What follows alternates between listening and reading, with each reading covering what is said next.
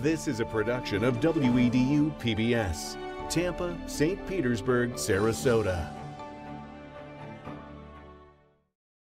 Coming up right now on WEDU, less than 11 months to go before the 2024 election, and already candidates and their allies are putting out many political ads. By the time we get to next November, a record $10.2 billion will have been spent on national, state, and local political spots. But do ads change anyone's mind? What does it take to make an ad that has impact? We'll talk with two of the best in the business, Democrat Cate and Republican Adam Goodman, on a special edition of Florida This Week.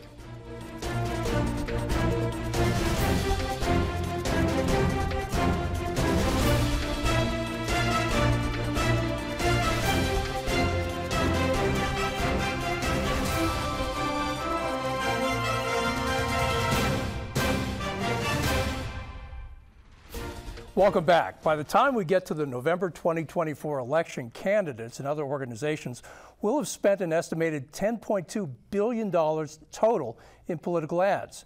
With the country so deeply divided between red and blue, does spending so much money on political commercials really convince anyone? And who do the ads target, and what makes an effective ad? We've invited two of the smartest people in Florida who are in the political campaign business to discuss some recent political ads. Joining us now is Adam Goodman. He's the Edward R. Murrow Senior Fellow at Tufts University, a political consultant and a Republican.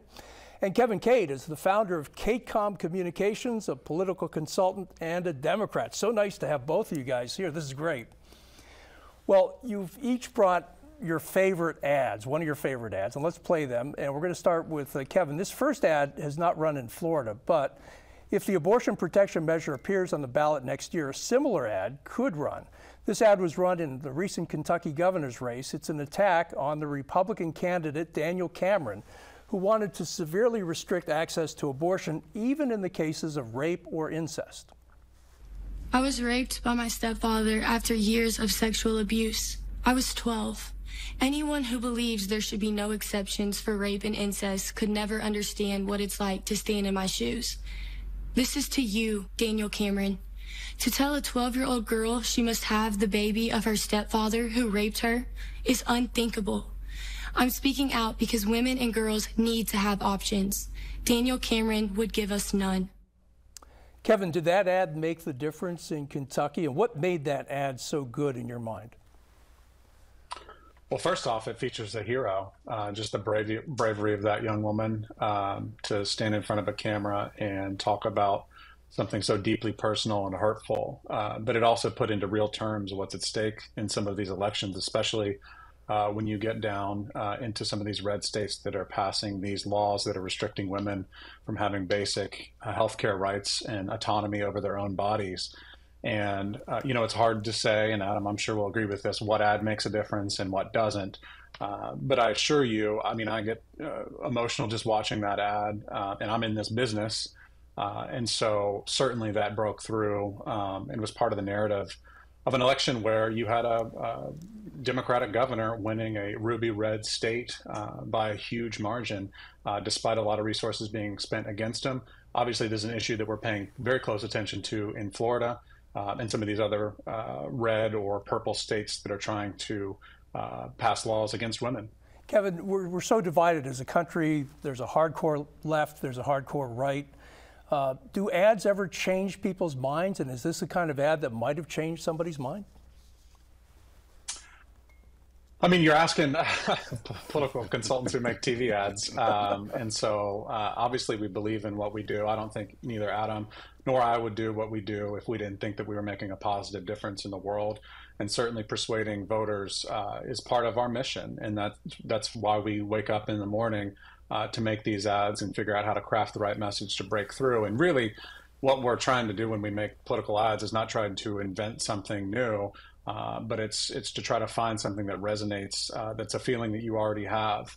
And we're trying to make sure that not only the issues that are at stake, but the values that are behind those issues and what's at stake in these elections. And increasingly with our democracy being threatened by Donald Trump and people who don't give, frankly, don't care about the Constitution, these ads are becoming more and more important.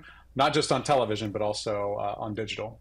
Adam, same question to you. I mean, is it just independents and NPAs that these ads appeal to? Can you change the mind, let's say, of a Democrat or Republican with an ad? So let's start with the basics. We run ads to try to inform and motivate, right? And I can tell you, I agree with Kevin, that was a very, very powerful commercial. It's hard to beat the reality of human testimony to something that is gripping like that. And the issue of abortion, obviously, is a very emotional and very personal issue for a lot of women across America, and should be. In terms of what works and what doesn't, a message has to be both relevant, compelling, timely, and real in terms of credibility. And I think that has a lot of credibility and a lot of reality built into it. And I think those are powerful ways to drive a conversation, whether it's for a state office, local office, or even for President of the United States, to show that there are differences. And there are differences that are bottom line to people. The motion of the abortion issue, if I could just address that for a second, we've evolved as a society. This is put it where it is.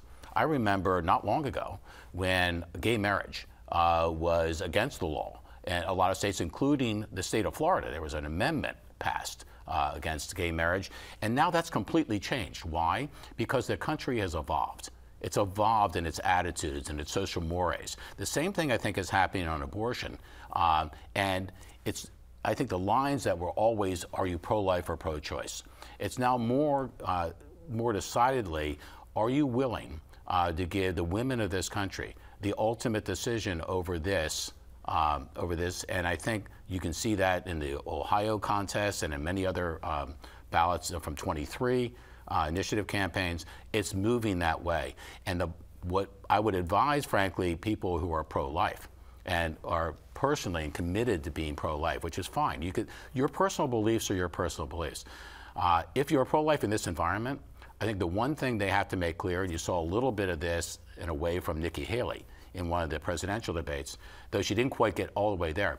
And it's this line: no politician should ever make that decision for any woman anywhere. Mm-hmm. The people of the state, maybe. That's their prerogative, right, to pass state laws, whatever, but not a politician. Let's play one of your favorite ads. This is a Ron DeSantis ad. Let's roll that one. Steel isn't forged overnight, but after all the blasting and casting is done, it's strong, it lasts. Grandson of a steel worker, Ron DeSantis worked his way through college, joined the Navy as a JAG officer, earned a Bronze Star serving in Iraq. Governor DeSantis never backs down because his backbone wasn't forged overnight. Ron DeSantis, president, never back down, is responsible for the content of this advertising. So, Adam, that's an introductory ad. Why do you like that one? It's like, take the hill. Let's go get them. I mean, it just really gets you up. And as Kevin knows, there's always an assumption to this that we have to fight. Well, I assume everyone kind of knows about Ron DeSantis because he's governor of the state of Florida. It's a big state in the country. To assume nothing. Go back to the beginning. Make sure that you give the kinds of resume credential that afford or create credibility, that person aspiring to another job can actually get that job done. That's what that was. And I thought the visuals were powerful. I thought the announce track, the music was terrific. It got you going. What we're missing right now in this country more than anything is a boost of confidence. We're kind of down the mouth. You see, right track, wrong track. Most people think we're headed down a bad track. We want someone out there to say, follow me. Mm-hmm. We got this. And I think that ad did a lot. Had the governor followed that track all the way up to now, I think he'd be in far different position than he finds himself. That's an ad he's running in the primary. Kevin, what do you think about that? As a Democrat, I mean, does that project the strength that DeSantis is depicting in that ad? First off, I respect anybody that serves in the military and honor that, and he should be talking about that. Obviously, that's an important part of his bio. But that ad is actually hilarious to me because it is the exact opposite of how he acts. I mean, this is a guy who's running an ad, or his political, committee is running the ad, saying he never backs down, yet the guy wouldn't say one word against the man that made him, Donald Trump. has not, until very, very recently, even had one slightly bad thing to say. There's a guy who swore to uphold the Constitution, obviously served his country, yet he's unwilling to stand up not only to Donald Trump, but for the police officers, for the Capitol police who were, attacked on January 6th. He's an apologist for everything that is wrong with this country, and he won't stand up and actually, be the tough guy that forged of steel or whatever. he's like forged of silly putty. Okay, we're getting political quickly. Oh, I can't wait. So Kevin just gave you the response ad, right? Yeah. But he did have one line in his response ad. Well, just because if I could cut the beginning and end of that, it's a great ad. It's everything that's wrong in this country. That's the kind of hyperbole and exaggeration, whatever, that people find is a step too far. But it is a big part of political ads these days. Those are the ads, I think, that have a short shelf life. The ones that have a longer life is showing something that's not obvious, something that's beneath the skin, and shows the soul and character of somebody who seeks leadership. And I think that ad did it. Let's look at another ad. California Governor Gavin Newsom put up this ad claiming that women will face criminal charges if they have abortions outside the state time limit in Florida. Wanted by order of Governor Ron DeSantis. Any woman who has an abortion after 6 weeks and any doctor who gives her care will be guilty of a felony. Abortion after 6 weeks will be punishable by up to 5 years in prison, even though many women don't even know they're pregnant at 6 weeks. That's not freedom. It's Ron DeSantis' Florida. So PolitiFact says that ad is only half true. Time will tell if any women are actually prosecuted. Also, DeSantis has said he doesn't want women prosecuted, only the doctors. But Kevin, let me go to you on this ad. Who is that aimed at? And what is Gavin Newsom doing taking out ads in Florida about Florida issues? Because he knows that Ron DeSantis was a sucker and agreed to debate him. I think this was more of an earned media play. That ad's not going to be moving any voter, but it certainly moves, the political chatter on Twitter, that DeSantis was kind of an easy target and is an easy target, frankly, whether it's the high heels online or the, obviously most of the Republican Party has turned against him nationally. I think that was Governor Newsom just a little shot across the bow saying, you're an easy target. And I think that was leading up into the debate that was 2 versus 1, and Governor Newsom still dominated. But Adam, could that ad gin up the women's vote? Could more women come out after seeing an ad like that in November of next year? Theoretically. But both Kevin and I fight something generally late in the political cycle. It's what I call the white noise effect. So you take that kind of commercial and 100 others like it, where they're basically saying, if this were to happen, it's the end of life as we know it, right? At some point, people get numb, and they start tuning out. And so I think that the impact of that particular ad in the reality of a campaign, especially if it were to run deep and late in the campaign, I think would be mitigated by the fact that we're being bombarded by all ends, that whoever it is that's being promoted or dissed is going to be the savior or the scourge of the earth. And so I'd say this has limited impact. The issue doesn't. I mean, the issue of abortion, I think, is very much going to still remain a hot button issue in 24. We're going to see an ad soon that preys on fear. But Kevin, what about this idea? I mean, a lot of ads I'm watching these days prey on people's fear of the future and prey on people's fear of what's going on in the U.S. How powerful is the fear motivator, and does it have a short shelf life, as Adam said? Well, I've got books by Will Durant behind me, and one of his quotes was, that's all those red books behind me. He said, people vote like they pray out of hope or fear. And so you really have to pick one or the other when you're making a political commercial. I think what Adam was getting at there is true. It's like, all of these ads, and I would say some of the lesser political consultants, or, the easy way to do it is just do black and white and red and, all the kind of gloom and doom. It's very easy to do. It doesn't cost much money to make. What is difficult to do is to craft a story, a compelling story that someone will remember and walk away with. That's why the Governor Beshear's ad that we played first was so much different from this ad. Again, I think that, and Adam probably know it better because he was in the studio, but it sounded like Governor Newsom's voice was recorded over Zoom. So I don't think they put a lot of thought into that commercial. Forgive me, whoever made it. But that's the difference between the storytelling what Adam was getting at, and then just gloom and doom, black and white into the world. Let's look at another ad where Ron DeSantis is attacking Nikki Haley over her supposed admiration of Hillary Clinton. We know her as Crooked Hillary, but to Nikki Haley, she's her role model, the reason she ran for office. I often say that the reason I got into politics was because of Hillary Clinton. She said, and that's the reason you absolutely have to. And I walked out of there and I said, I'm running for office. Hillary Clinton is actually the reason. You write about her being a big inspiration for you in terms of a leader. She is actually the reason that I made the jump.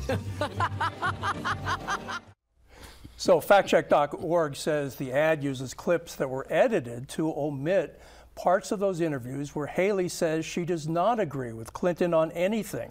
And she's on record as saying she does not agree with Clinton ideologically speaking. So Adam, how do we defend ourselves against ads that are edited or in the future, artificial intelligence? Well, I'm glad you brought in artificial intelligence. It's the new player in all this, right? Where we now have already seen ads. I think a group supporting the former President Trump ran an ad with AI images, as did the DeSantis super PAC against Biden. I think the President Biden. I'm not sure how we're going to control that yet. There are a lot of services, technologies coming into play to try to police that. But that would, selective, editing is clearly in play in that. We have things like PolitiFact, right? Mm-hmm. Which was a great idea, by the way. Great idea, great tribute to those who founded it. It doesn't mean anything anymore, with all due respect. It doesn't mean anything more. Conservatives don't trust it now. It just doesn't. Those that don't trust it will basically shout beyond it, and then they're just going to kind of go away. It's truth in the eyes of the beholder. In that particular one, you have to ask, is that credible? Is it really credible today that Nikki Haley would look you in the eye and say, oh, I love Hillary Clinton? Of course not. So I don't think that would withstand the smell test, but it's a conversation starter, and I'm sure gets a lot of bait on social media. So, Kevin, this is not the first time that somebody's statements were edited out of context, but how does the public defend itself? We only have 30 seconds. I hate that. Listen, this is like telling you that your newscast didn't read the encyclopedia. Like, obviously, you only have 30 seconds to make a point. I ran some ads in 2022 on, taking somebody's own words about a particular issue. I remember PolitiFact saying, but you didn't include the 45-minute interview explaining why they're wrong on that issue. I agree in some sense with Adam as far as a regular voter is concerned. Certainly not Florida This Week viewers. They would certainly read the PolitiFact and make their own minds up based on that. But on this particular ad, you have to remember primary electorate is far different from a general electorate. And I've run presidential ads as well in some of these early states. The dynamic is just different. So there's only so much you can get away with a voter in New Hampshire because they're going to see these candidates up close. They're going to be engaged. Iowa, the same thing. And so, when you're talking about a state like Florida, Rick Scott can just buy an election. Whereas when you're in a state that's small and super engaged in the primary process, it's a little bit harder to get away with that. Do you agree with Adam that voters have a smell test? If something doesn't smell right, they're going to reject it? I used to think that before Donald Trump. The Republican primary is so angry. The electorate is so angry and so fearful of the future. And anybody who doesn't look or act like them, that we're really getting into an era post-truth in the far right, and in some cases, the very, very far left, of not seeking the truth, just seeking confirmation. And so if Donald Trump tells you that Ted Cruz's father killed somebody, you're just going to believe him if you've got a flag outside your house, because it's easier to believe him than to go take that flag out and to admit that your family, that you may have been mildly racist and or whatever other reason you like Donald Trump. Do you want to respond to that? Love, hate, fear. Build on something Kevin said earlier. Love, hate, fear, and hope are the four emotions that drive everything in life, right? Where's the hope and where's the love in any of this messaging that's out there today? And as professionals, we're always told, we're always led to believe, well, get the good stuff out of the way so we can go right at it. I'm all for competing in terms of ideas. I mean, compete with everything you've got. But where is it that love and hope have gone in any of this, which is all about the aspirations we all have is something better tomorrow than we've had today. And that's nowhere to be found or very hard to find in political advertising. Okay, I'm not sure we're going to match love and hope in this next ad either. One of the most powerful conservative groups with a ground operation, Americans for Prosperity, which controls millions in dark money, put out this ad last month to attack both Biden and Trump. America, we must do better. Families hurting, costs rising, debt piling up. Joe Biden and Donald Trump had their chance. They can't fix what's broken. America, with the right leaders, we've faced adversity and risen to victory. Now it's our time to turn the page and choose a new leader who will unite our party, our nation. That proven leader, Nikki Haley, a true fiscal conservative. Is it possible at this point, Adam, to convince Republican voters to turn away from Trump and go to Haley? I mean, that was aimed towards really Republican voters. First of all, it's a very clever ad. Because you were thinking, okay, who's the independent they're talking about? And suddenly it's Nikki Haley, right? She's got a tough road to hoe. I think she's clearly is on the ascendancy in the primary, but to make up a 30-point gap or more against Donald Trump is hard to see unless a hand reaches down from above or in a court of law and does something to subvert what seems to be a given trajectory. But that ad is all about the frustration a lot of people have, which is this. You mean these are the choices we have? We're going to have the same choice we had in 2020, an octogenarian who seems to be kind of losing his steam, and someone like Donald Trump who, love him or hate him, you know he's going to do things, and a lot of the things he's going to do are going to be controversial.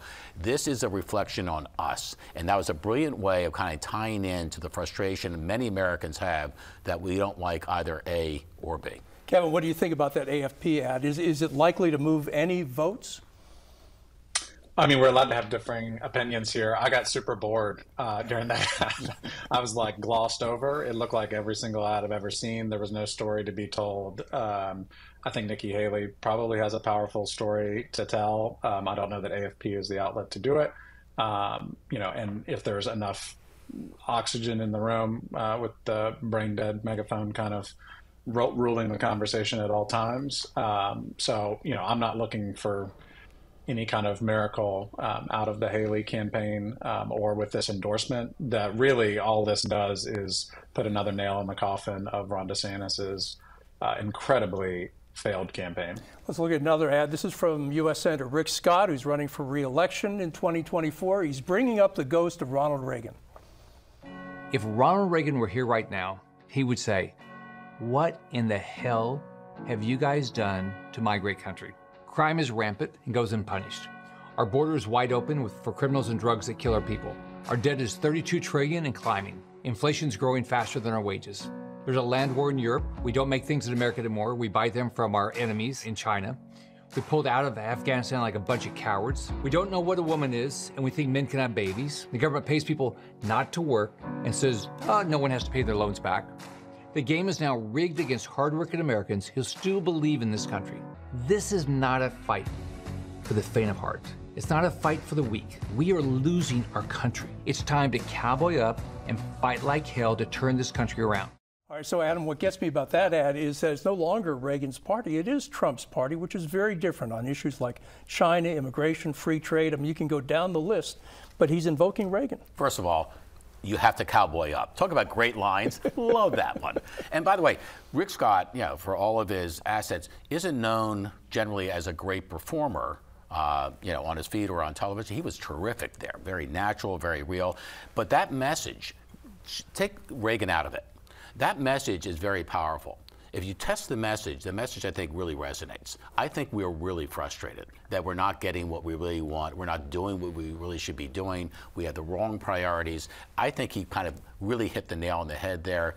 best performance I think I've ever seen from Rick Scott, but it is something I think America needs to hear more and from more leaders. Kevin, I want to get your take on this ad. Former Miami area Congresswoman Debbie McCarso-Powell, a Democrat, is running for the U.S. Senate against Rick Scott. Here's one of her ads attacking Scott. Rick Scott. He'd strip away women's rights with a national abortion ban. He cuts taxes for himself. But he'd raise them on you. He wrote the plan that could take away the Social Security and Medicare you worked and paid for. And he's gotten tens of millions of dollars richer. Kevin, what did you think of that ad? I mean, can I say something about the Rick Scott ad? Because it's like, sure. Is every mediocre white person going to have a podcast now? Is that what we're doing? And another thing on the artist and performance side of it, there's a little inside baseball, but I don't ever allow a cut shot of somebody reading a teleprompter. Rob, you're very great on the teleprompter, but when you do a cut shot, you can see people's eyes moving. So it was really annoying for me to watch Rick Scott's eyes move on the teleprompter on that.